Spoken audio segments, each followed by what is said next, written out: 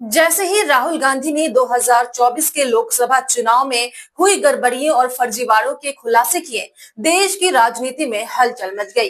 विपक्ष के आरोप बीजेपी के लिए भारी पड़े और सत्ता पक्ष ने हमेशा की तरह एक पुराना खेल खेला। देश का ध्यान इन चुनावी विवादों से हटाने के लिए बीजेपी ने फौरन रामबाण फॉर्मूला अपनाया और भारतीय वायुसेना के प्रमुख air chief marshal AP Singh को मंच पर ले आए। अब मीडिया में चुनावी गड़बड़ियों की जगह एयर चीफ मार्शल के बयान छाए हुए हैं, जिसमें उन्हें मई में भारत पाकिस्तान के बीच हुए सैनिक संघर्ष का बड़ा खुलासा किया है। क्या राहुल गांधी के खुलासे को छुपाने के लिए, दबाने के लिए ही वायुसेना को आगे किया गया? क्या बीजेपी की सच्चाई सामने आ रही है?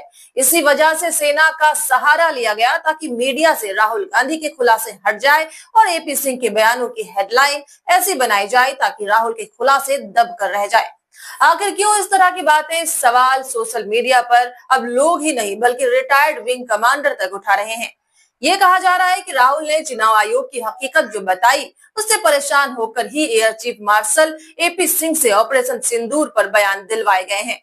दरअसल भारतीय वायुसेना के प्रमुख air chief marshal AP Singh ने बेंगलुरु में एक कार्यक्रम में बताया कि इस साल मई में भारत और पाकिस्तान के बीच हुए सैन्य संघर्ष के दौरान पाकिस्तान के 5 लड़ाकू विमानों और एक बड़े विमान को गिराया गया था। एयर चीफ मार्शल भारत के ऑपरेशन सिंदूर से जुड़ी जानकारी दे रहे थे।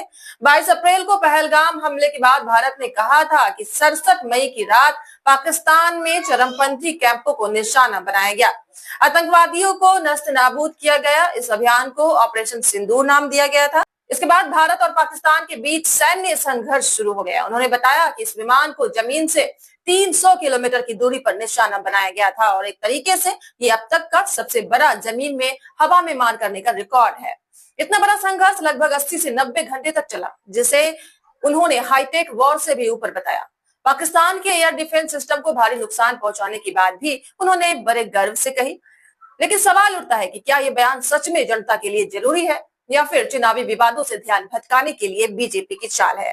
राहुल गांधी ने जिस तरह से चुनाव में गड़बड़ी के साक्ष्यों, फर्जी वोटरों के खुलासे किए, उन्हें दबाने के लिए क्या वायुसेना को राजनीति में खींचना सही है? जनता के सामने जो सच्चाई है उसे छुपाने की कोशिश क्यों हो रही है?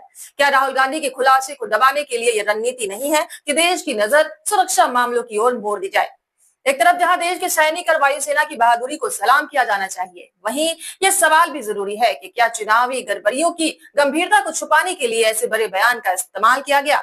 NS-24 ने एपी सिंह के बयानों को बढ़िया तरीके से हेडलाइन के साथ पेश किया, अलग रंग के साथ बनाया, अलग अलग कलर के कॉम्बिनेशन के साथ, और जिस तरह से N-24 के एपी सिंह के बयानों को मैनेजमेंट के साथ दिखाया गया और मीडिया पर एपी सिंह के बयान छा गए और राहुल के खुलासे साइडलाइन हो गए, उसको लेकर रिटायर्ड विंग कमांडर अनुमा आचार्य लिखती है कि हेड्स ऑफ हेडलाइन मैनेजमेंट इतने बड़े चुनावी बवंडर से देश का ध्यान भटकाने के लिए हमेशा की तरह बीजेपी ने रामबाण फॉर्मूला अपनाते हुए वायुसेना को आगे कर दिया।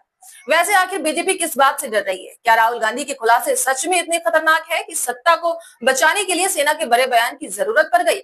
इन तमाम सवालों के बीच एक बात साफ है कि चुनावी गड़बड़ी और लोकतंत्र की सच्चाई को दबाना आसान नहीं होता।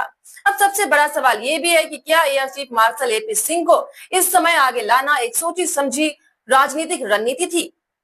क्या वाकई उनका बयान ऑपरेशन सिंदूर की जानकारी साझा करने की मकसद से था, या फिर इसका असली उद्देश्य राहुल गांधी और विपक्ष ने जो आरोप लगाए हैं, चुनावी गड़बड़ियों के खुलासे जो किए हैं, उससे जनता का ध्यान भटकाना था? जैसे ही अनुमा आचार्य कह रही है, क्योंकि हैरानी की बात यह है कि खुद प्रधानमंत्री नरेंद्र मोदी, जो हर मंच पर बड़ी बड़ी बातें करने से पीछे नहीं हटते, उन्होंने इस ऑपरेशन सिंदूर को लेकर आज तक कोई साफ बयान नहीं दिया, ना ही देश को कोई जानकारी दी, जबकि मामला राष्ट्रीय सुरक्षा से जुड़ा हुआ है। और अब जब विपक्ष ने चुनावी प्रक्रिया पर गंभीर सवाल खड़े कर दिए, जब वोटों के हेराफेरी, फर्जी वोटरों और डेटा में गड़बड़ी के सबूत सामने आने लगे, तभी अचानक से सैन्य अभियान और उसकी सफलता सार्वजनिक कर दी जाती है। तो सवाल उठना लाजमी है और यही सवाल अनुमा आचार्य भी उठा रही है। खैर दोस्तों, आप लोगों को क्या लगता है इस वीडियो को लेकर? हमें अपनी राय जरूर दें। बाकी तमाम खबरों को देखने के लिए जुड़े रहें केएनई न्यूज के साथ।